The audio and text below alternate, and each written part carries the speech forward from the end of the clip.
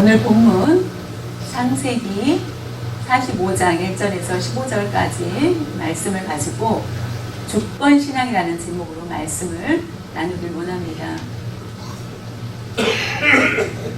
기독교 신문에 기독일보에 나온 것입니다. 포스트 6월 3일 날에 나온 내용 중에 하나가 뭐였냐면은, 그 기사 중에서 하나는 요즘에 오래전부터 많은 문제들 중에 공통적인 것은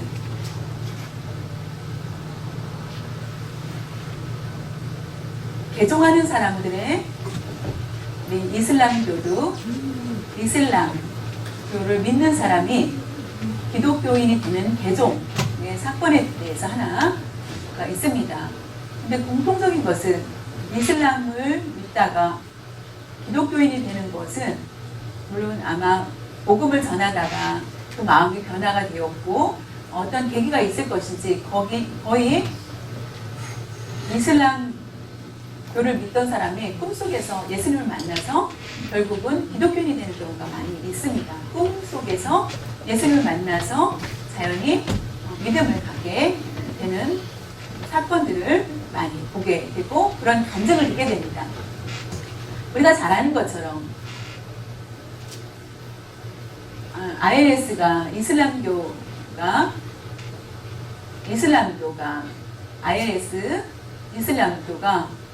기독교인들을 아주 박해를 심하게 합니다. 그 마을을 점령하고 보통 평균 300에서 400, 500명 정도를 한 번에 그 마을에 있는 기독교인들을 늙은이 아이 상관없이 그렇게 아주 처참하게 죽인다고 합니다. 많은 사람들 앞에서 칼과 총과 무기를 사용해서 무참하게 기독교인을 죽습니다. 그중 한 대원이었습니다. 그 사람도 기독교인을 살인하고 죽이는 일들에 앞장섰던 사람이었습니다. 근데 그 사람이 어느 날 갑자기 꿈에서 예수님을 만나게 됩니다. 그 후에 그 꿈을 꾼 후에 기독교인을 죽이러 갔는데 힘이 그냥 그는 기독교인을 죽이는 일에 단순히 죽이는 것에 끝나는 것이 아니라 그것을 즐겼다, 좋아했다라고 합니다. 근데 예수님이 꿈에 나타난 후에 그는 몸살을 앓게 됩니다. 그 다음에 예수님을 믿는 사람을 한 사람을 죽이게 됩니다. 그 꿈이 나타난 예수님을 만난 후에 그때에 그 믿는 기독교인이 말합니다. 나는 오늘 죽을 줄 알았다. 내가 죽기 전에 당신에게 선물을 하나 주기를 원한다. 그러면서 성경책을 그에게 줍니다. 그래서 성경글을 죽이고 나서 성경을 읽기 시작을 합니다. 그리고 예수님을 믿게 됩니다. 그리고 선교 단체에 연락이 되어서 그가 예수님을 믿게 되는 것을 보게 됩니다. 결국은 개종을 합니다. 이슬람교에서 기독교인으로 개종합니다. 그 모습을 보고 우리가 처음에 ILS의 그런 잔혹한 것을 보면서 그 안에서도 기독교인들이 일어나고 있다는 것입니다. 이슬람교가 꿈과 너는 나를 따르라 라는 그 하나님의 말씀을 또한 꿈에서 듣게 되고 결국 그는 예수님의 제자가 됩니다. 그는 결국은 사도 바울의 모습과 같은 모습, 예수님을 믿는 사람들을 핍박하고 죽였던 그가 바울이 변화되어서 예수님을 증거하는 선교사가 된 것처럼 그 안에서도 하나님의 역사가 일어나는 것을 보게 됩니다. 우리가 보이지 않는 것은 바로 하나님의 주권 안에서 그 모든 것들이 이루어지고 있다는 것입니다. 보통 사람들은 눈으로 볼 수 없고 이해가 되지 않는 것입니다. 믿는 사람들은 항상 하나님의 주권 안에 역사하는 것을 우리는 알아야 합니다. 특별히 지금 우리가 이 자리에 앉았습니다. 예배를 드릴 때 반드시 하나님의 주권에 대해서 인정하고 경외하는 마음이 있어야 된다는 것입니다. 요셉은 이와 같이 주권신앙에 철저한 사람인 것을 우리가 볼 수 있습니다. 그냥 자신의 체험한 것 눈으로 보고 성경의 지식으로 아는 믿음의 훈련을 쌓은 것이 아니라 하나님이 살아계시다. 하나님의 주권에 대해서 주권 가운데 계획이 선악들 가운데서도 나를 하나님이 나를 사용하신다는 것을 알고 하나님의 주권을 온전히 인정한 것을 보게 됩니다. 우리의 믿음도 그와 같이 하나님의 주권을 인정하는 신앙을 가져야만 합니다. 그랬을 때 앞으로의 모든 일도 형통하다, 잘 된다, 그것만이 아니라 어려운 일이 있을 때에도 우리가 망할 것 같은 그런 곳에서도 우리가 흔들리지 않고 하나님을 여전히 잘 섬길 수 있다는 것, 그것이 바로 하나님의 주권을 인정하는 신앙입니다. 오늘 본문에 보면 우리가 잘 아는 것처럼 요셉은 너무나 아버지의 사랑을 받았습니다. 다시 말하면 편애를 받은 것입니다. 그 형제들 중에서 특별히 요셉은 더 많은 사랑을 받았고, 그래서 형들의 시기를 통하여서 팔리게 됩니다. 애굽에서 삽니다. 많은 고난과 고통이 있습니다. 그러나 결국은 그는 애굽의 국무총리가 됩니다. 왕 다음에 국무총리라는 것은 알아서 모든 것을 결정할 수 있는 권한이 있습니다. 왕은 가만히 있고 총리가 14년 동안 나라를 다스리면서 모든 것들을 알아서 결정하는 것입니다. 낯선 나라에 사람이 국무총리가 된다는 것은 굉장히 대단한 그런 모습인 것을 보게 됩니다. 어느 날 코앞에 형들이 오게 됩니다. 눈앞에 형들이 무릎을 꿇고 다 절을 하는 모습, 그때 아주 기분이 좋았을 것입니다. 왜냐하면 나를 팔고 나를 괴롭혔는데 이와 같이 그 마음이 악한 그런 마음이 있을 수도 있겠지만은 그와 같은 모습이 없었다라는 것입니다. 끝까지 그들을 위로하고 눈물로 함께 제외하고 하는 그런 모습을 보게 됩니다. 하나님의 주권 안에 있다라는 것, 걱정하지 말라라고 하면서 위로를 하는 것을 보게 됩니다. 요셉이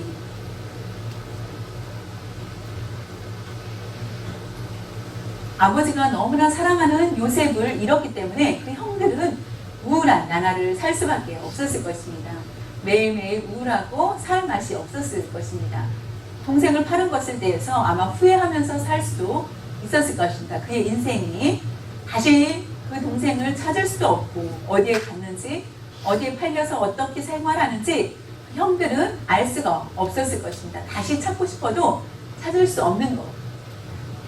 그들은 어둠 속에 살 수밖에 없었을 것입니다. 그런데도 불구하고 요셉은 끝까지 그들을 위로해 주시고 행복한 그런 가정을 이루게 하는 것을 보게 됩니다. 그래서 아버지가 살아계시다면 빨리 아버지도 다 와서 내가 모든 가족을 책임질 것이다 라고 하면서 얘기했을 때에 형들은 큰 감동과 힘을 얻게 됩니다. 그 흐름을 보았을 때에 요셉은 악한 생각을 전혀 가지지 않은 것을 보게 됩니다. 다시 말하면 원망과 불평 아니면은 좋은 기회다 라고 하면서 형들이 왔을 때 감옥에 모두 가둬야 되겠다라고 생각하지 않았다는 것입니다. 선한 악을 선으로 바꾸는 그런 모습을 보게 됩니다. 요셉은 원래 그 마음이 착하고 마음이 포용력이 큰 사람이 아니었습니다. 그것이 아니라 그에게는 하나님의 주권을 인정하는 신앙을 가졌기 때문에 그 모든 일을 용서할 수 있었습니다. 하나님의 주권에 대해서 말씀을 드리면은 하나님의 주권이라는 것은 곧 기독교 신앙입니다. 신에 대해서 우리가 가장 먼저 주권을 인정하는 것을 우리는 신학교에서 공부를 하게 됩니다. 왜냐하면 하나님의 주권을 인정하지 않는다면 하나님은 나와 같다, 똑같다라고 생각을 하고 수밖에 없기 때문입니다. 사랑과 똑같다. 그러나 하나님의 주권을 인정할 때 하나님은 우리 위에 있고 우리는 그의 피조물이라는 것을 알게 된다는 것입니다. 플레스리라는 유명한 학자가 있었습니다. 감리교에는 죄에 대한 구원에 대해서 감리교는 주장을 하고, 심리교는 중생에 대해서 자주 말씀을 전하게 되고, 루터교는 하나님을 믿으면 구원을 받는다. 이신득의라고 듣고라고 합니다. 그 루터교의 모습이며,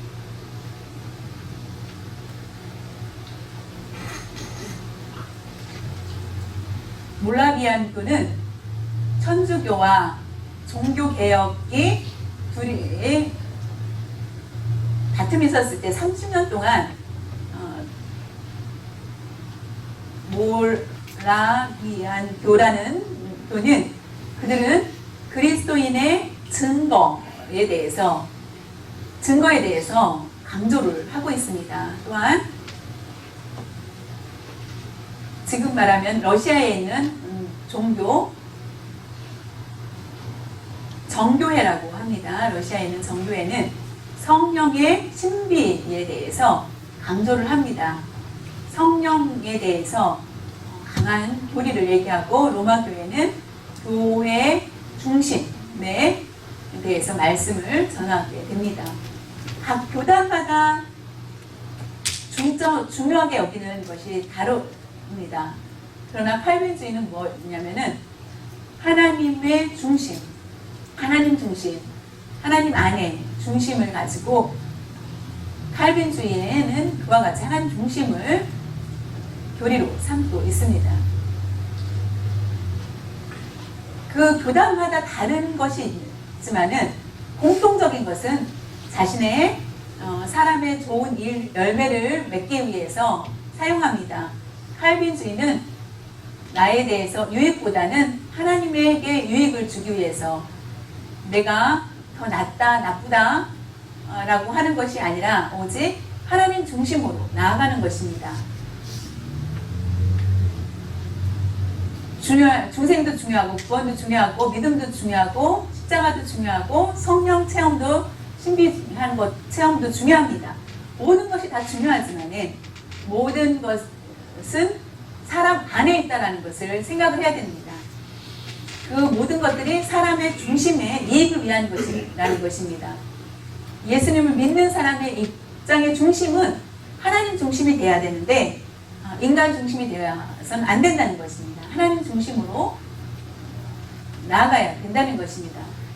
다시 말하면은 주권은 바로 주권을 인정하고, 하나님의 주권을 인정하고 드리는 것. 우리는 하나만 가지고 99는, 그리고 하나만 나의 수고가 있어서 나의 수고, 나의 권한이 있다라고 생각하지 말라는 것입니다. 칼빈의 주장은 100% 하나님의 주권을 인정하라는 것입니다. 우리가 생각해보면 누가 훌륭하고 좋은 자녀입니까? 누가 아버지가 힘이 있고 돈이 많고 하면은 자연히 참된 그 아버지를 따르는 아들이 참된 아들이 될까요? 아버지가 사랑으로 100% 나를 사랑해 줍니다. 그래서 그것을 따르는 것이 참된 아들일까요? 아버지가 재산이 많습니다. 그래서 그 재산을 받기 위해서 선물을 주고 아버지가 원하는 것들을 잘 아버지한테 드리고 하는 것, 그것이 바로 참된 아들일까요? 그것이 모두 아닌 것은, 공통적인 것은 아버지 중심보다는 자신의 중심을 생각을 해서 어떤 것을 이득을 얻기 위해서, 자신의 이익을 위해서 계획을 가지고 아버지를 따르면은 참된 아들이라고 말하지 못하는 것처럼, 그래서 참된 아들이라고 말을 할 수 없다는 것입니다. 참된 자녀라는 것은 무엇인지, 자기보다 아버지를 먼저 생각하는 것입니다. 아버지 입장을, 아버지 정말 능력이 없습니다. 아들이 더 능력도, 말도 잘하고, 그러나 아버지 말씀이라면 무조건 따르는 거. 왜냐하면 아버지는 아버지이시기 때문에 아버지의 그 권한을 인정하고 아버지 중심대로 살려고 하는 것. 그것이 바로 참된 아들입니다.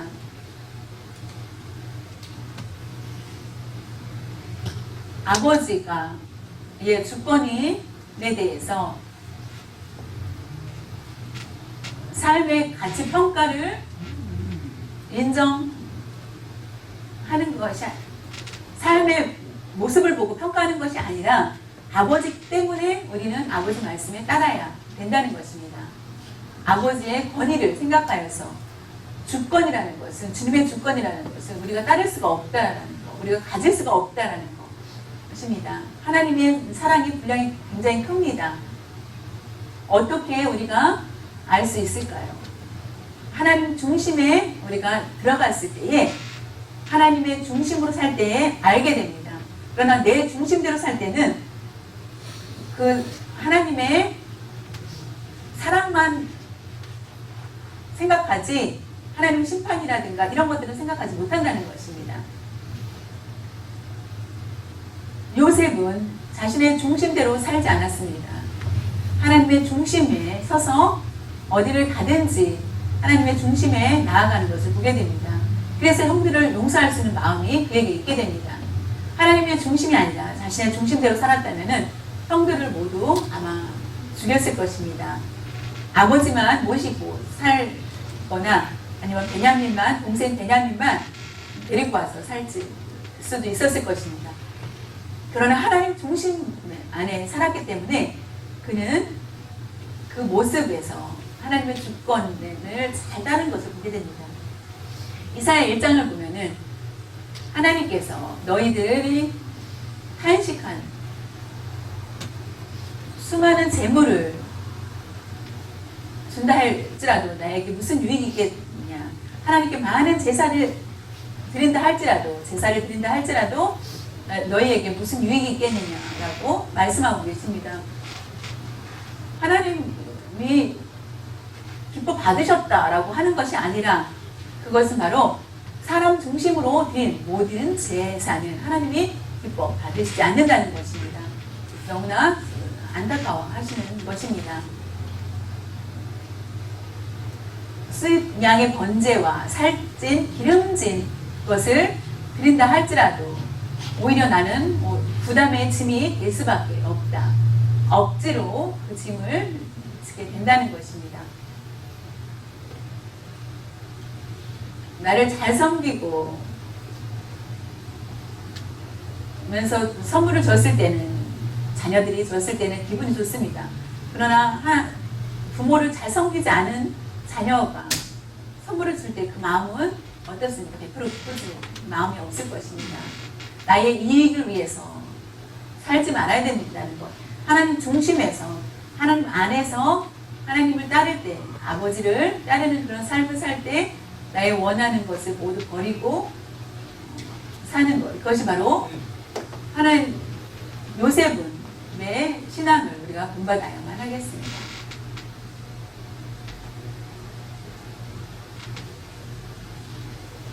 요셉의 삶은 바로 고난이 굉장히 컸습니다. 편안한 그런 삶이 아니었습니다. 고난이 굉장히 컸습니다. 형들의 팔에 의해서 팔리게 됩니다.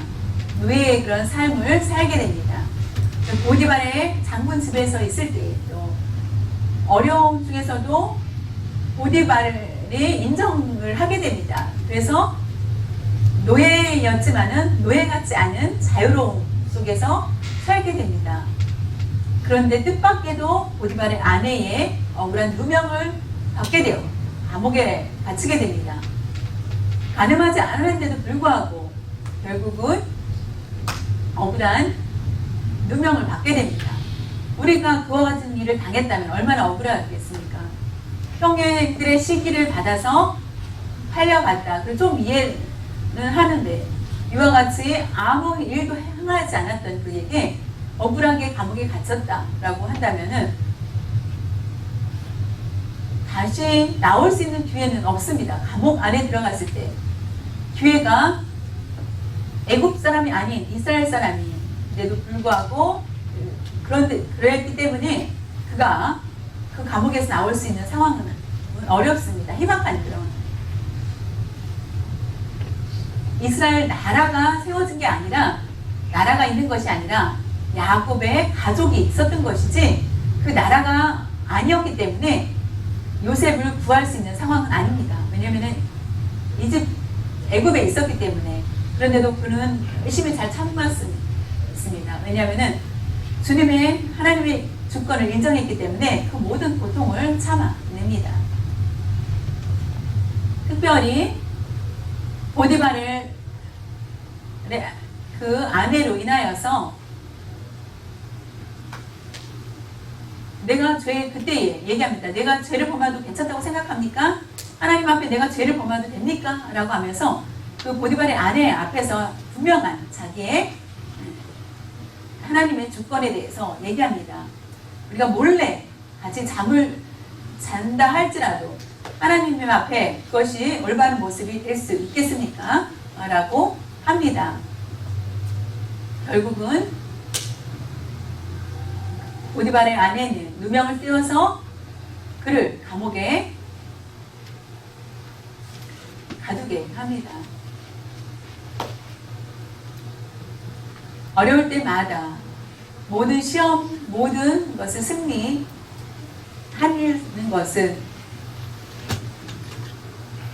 어려운 일을 당할수록 하나님에 대해서 하나님께 원망하지 않고 찬양하고 하나님을 인정하면서 기쁘게 사는 것, 그것이 결국 승리의 비결인 것입니다. 성공은 믿음으로 이겼다라는 것보다 모든 어려움이 있을 때에 기쁨으로 하나님을 의지하였다라고 하는 것을 말씀하고 있습니다. 자녀들 삶 여전히 변함이 없다. 그리고 자녀들도 여전하다. 그것이 오히려 축복일 수 있습니다. 왜냐하면 요셉은 어려움 가운데서도 큰 성공을 거뒀습니다. 그것은 바로 하나님을 전적으로 의지했기 때문입니다. 요셉은 형들이 그 앞에 무릎 꿇고 앉았을 때에 17살 때에 젊은 기회를 모두 잃었습니다. 13년 동안 많은 고난을 하게 됩니다. 보디발 장군 집에서 노예를, 또한 감옥에서 여러 가지 14년 동안 고난 가운데 있었고 애굽의 총리가 되었습니다. 나이 30에 형들이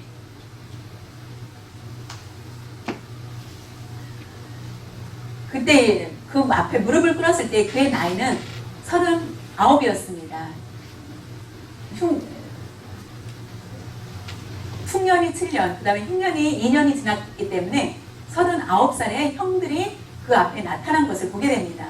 30의 총리가 되었고 그와 같이 그 앞에서 39살에 그들에게 많은 한을 가지고 말을 할 수 있었을 것인데 왜 나를 팔았느냐 라고 하면서 아버지가 사랑해 주신 것을 어떻게 할 수가 없었기 때문에 이렇게 하면서 말을 할 수도 있었을 것입니다. 내가 억울하게 옥살이를 했다라고. 그러나 그와 같은 말을 하지 않고 걱정하지 말라. 내가 형들에게 얘기합니다. 내가 팔릴 것은 하나님께서 내가 먼저 가서 모든 것들을 준비해 놓고 형들을 이곳에 올 수 있게 하기 위한 하나님의 계획이었습니다. 라고 하면서 놀라운 말로 그들을 위로하는 것을 보게 됩니다. 요셉은 하나님의 주권에 대해서 알기 때문에 그 마음을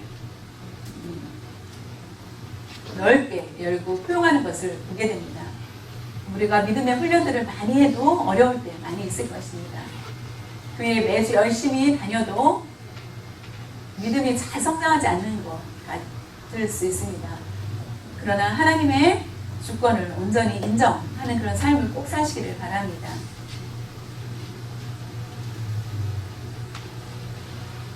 어느 믿음 좋은 성도님이 갑자기 암에 걸리게 되었습니다. 의사 선생님 말하기를 수술도 안 되고 불가능하다. 회복 불가능하다. 그래서 죽음을 준비해야 된다라고 얘기를 합니다. 그럴 때 그 여인은 나는 하나님께서 분명히 나를 치료해 주실 것을 믿습니다. 라고 했을 때 우리가 같이 의심 없이 그 마음을 가지고 기도를 하게 됩니다.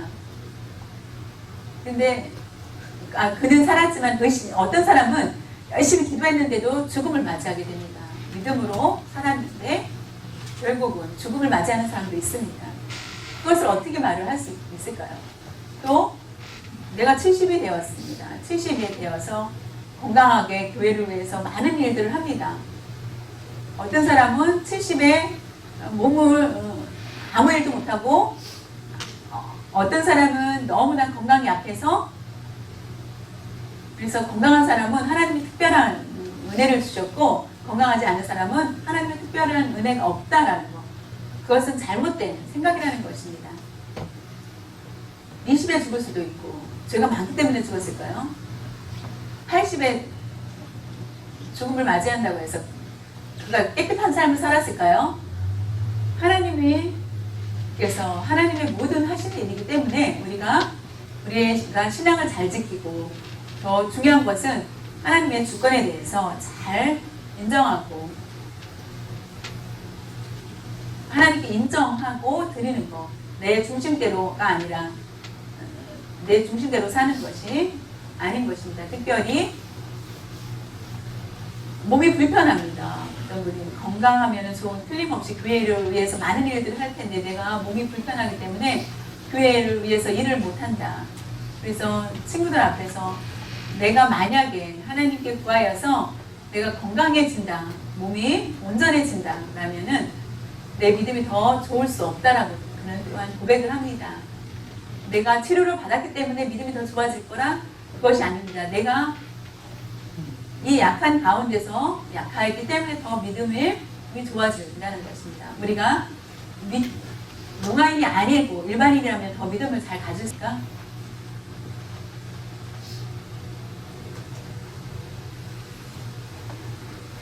창세기 45장 5절에 보면은 당신들이 나를 이곳에 팔았다고 해서 근심하지 마소서, 한탄하지 마소서.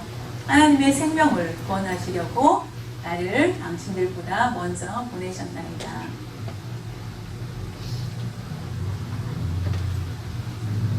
내가 팔린 것에 대해서 나를 판 것에 대해서 근심하지 말라.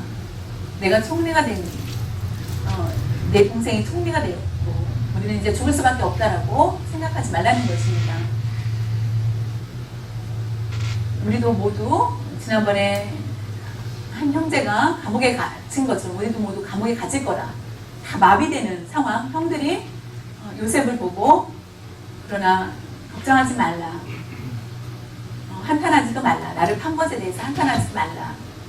하나님께서 모두 준비하신 것 대신에 당신들이 이곳에 올 수 있게 하기 위해서 나를 먼저 보내신 것이다 라고 합니다. 그는 그날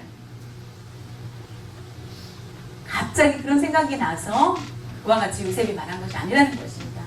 그는 팔렸을 때부터 하나님의 전적인 의지가 있었기 때문입니다. 아무리 좋은 평안한 그런 상황이 아니었고 그는 점점 갈수록 더 어려움과 고난이 있었습니다. 그럴 때마다도 하나님을 온전히 의지한 것을 보게 됩니다. 창세기 45장 8절에 보면은 그런즉 나를 이리로 보낸 이는 당신들이 아니요 하나님이시라.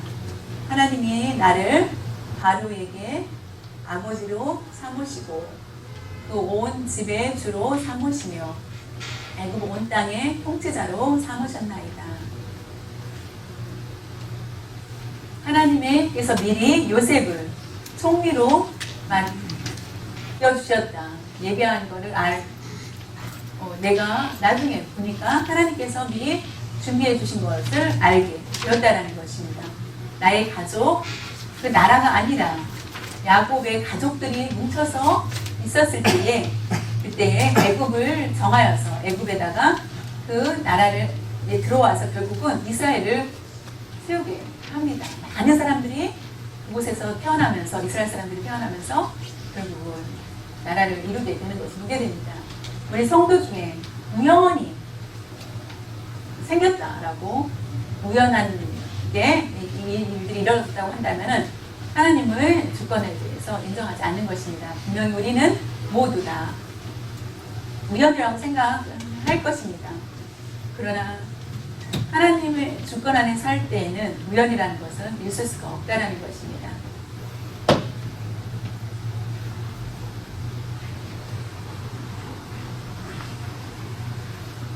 로마서 11장 내용에 보면은, 로마서 11장 보면은 이스라엘 사람들에게 하나님의 주권에 대해서 설명을 합니다. 앞으로 사도행전이 강약 끝나면은 로마서를 할 계획입니다. 중요한 것은 로마서 11장에 보면은 중요한 것은 이스라엘 사람들에게 편지를 합니다. 하나님의 주권에 대해서 강하게 강조를 합니다.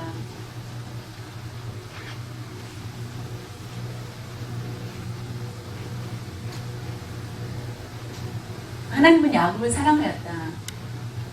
에서를 미워하였다라는 것을 보게 됩니다. 하나님의 기분에 따라서 미워하고 사랑하고가 아니라 야곱은 사랑하고 에서는 미워하였다라는 것을 정했다는 것입니다. 야곱을 보고 하나님은 사랑하겠다. 에서를 보고 말을 안 들으니까 미워해라고 정한 것이 아니라 벌써 야곱은 사랑하고 에서는 미워하였다라는 것을, 그랬을 때 그들이 살아나가는 것 보면은 야곱은 사기도 치고 하였지만 하나님이 방황하는 그를 보호하여 주시고 다시 돌아올 때까지, 그래서 그애가 이스라엘 민족이 되는 것을 결국은 야곱을 통해서 이루어지는 것을 보게 됩니다. 토기장이가 있습니다. 토기장이가 여러분이 너무나 잘 알 것입니다. 토기장이가 그 마음이 그릇을 만들 때에 주문에 따라서 만드는 것이 아니라 내 마음에 만들고 싶은 토기를 만듭니다. 접시를 만들면은 접시를 만들고, 국그릇을 만들면은 국그릇을 만들고자 생각하면 국그릇을 만듭니다. 자신이 만들어 준 것을 사람들이 사가게 됩니다. 그는 자신의 토기장이는 자신의 권한으로 과 같이 합니다. 히브리서의 11장 믿음장이라고 합니다. 히브리서 11장의 내용에 보면은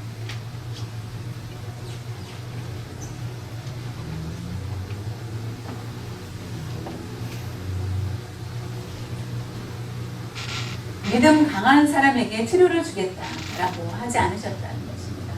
믿음이 좋은 사람에게 반드시 치료하여 주리라라는 것이, 아까 말씀드린 것처럼 믿음 좋은 사람이 꼭 필요합니다. 교회에. 그런데 하나님께서 치료해 주실 것이다 라고 하였는데 어떤 사람은 죽음을 맞이하게 됩니다. 그래서 믿음이 좋지 않나? 라고, 형식적인 믿음을 가진 거 아니야? 라고 생각할 수 있습니다. 히브리서 11장 내용에 보면은 완전히 다른 것을 보게 됩니다. 건강한 사람이든, 믿음이 다시 말하면 병이든, 아무리 고치려고 해도 고칠 수 없는 병을 가지고 있는 사람, 그것이 막 믿음이 부족하다라고 표현하지 않는다는 것입니다. 성도는 핍박을 받습니다. 믿는 자이기 때문에 핍박을 받습니다. 감옥에 갇히고 화형에 처할 수도 있고, 그러다가 기적을 체험하고 그들은 구출을 받는 경우가 있습니다. 반대로 화형에 처하는 사람이 있고 사형을 당하는 사람이 있습니다. 감옥에서 굶주려서 죽는 사람도 있습니다. 똑같은 믿음을 가졌는데도 불구하고 한 사람은 죽음을 한 사람은 죽음을 면하게 됩니다. 그렇다고 해서 그 두 사람이 믿음이 다르다는 것이 아닙니다. 똑같은 믿음이지만 어떤 사람은 죽음을 당하고 어떤 사람을 죽음에서 살아날 수을 당하게 됩니다. 부자만 하나님을 사랑하고 믿음이 좋은 사람만 사랑하는 것이 아니라는 것입니다. 우리가 집에 가서 히브리서 11장 내용을 한 번 더 읽어보시길 바랍니다. 빈궁한 자, 믿음이 좋은 사람도 가난할 수 있다는 것입니다. 빈궁한 자가 될 수 있고, 여러분들이 왜 가난할까? 하나님께서 나에게 왜 가난하게 해주셨을까라고 할 수도 있겠지만 하나님을 온전히 의지하면서 나아갔을 때 결국 하나님은 우리에게 어떤 상황도 상관없이 하나님은 우리에게 구원을 주실 것입니다. 그것은 모두 하나님께서 정하신 것이기 때문에 하나님께서 예비하신 것을 아시고 오늘 말씀을 안에서도 그것을 발견할 수 있습니다. 사랑하는 성도 여러분, 요셉은 너무나 멋있는 그런 신앙을 가졌습니다. 어떻게 하면은 많은 사람 공부와 영향을 받을 수 있는 그런 것이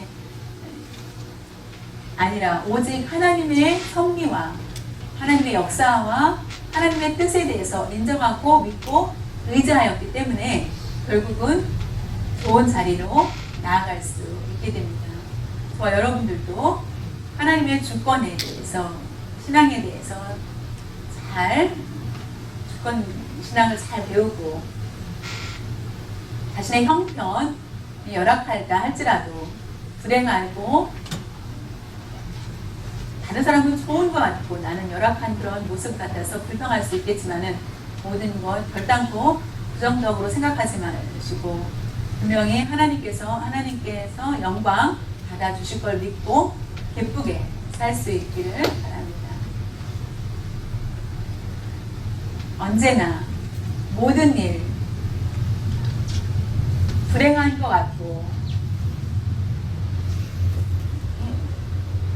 그러나 악이 아니라 선으로 하나님께서는 우리를 변화시켜 주신다는 것을 아시고 평안한 위로로 나아갈 수 있기를 바랍니다. 하나님의 주권에 대해서 믿는 것은 곧 고백적인 신앙이라는 것을 아시기 바랍니다. 언제나 하나님의 주권에 생각하면서 하나님의 생각을 한 사람은 하나님의 인도하심을 알게 되고 하나님의 보호하심을 알며 기쁘게 살게 됩니다. 지금 환경이 열악하다 할지라도 하나님의 보호와 인도하심을 확실히 알기 때문에 주님의 주권 신앙을 잘 갖을 수 있습니다. 요셉에게 놀라운 역사를 보여주신 것처럼 우리에게도 상상치 못한 일들을 보여주실 줄 믿습니다. 같이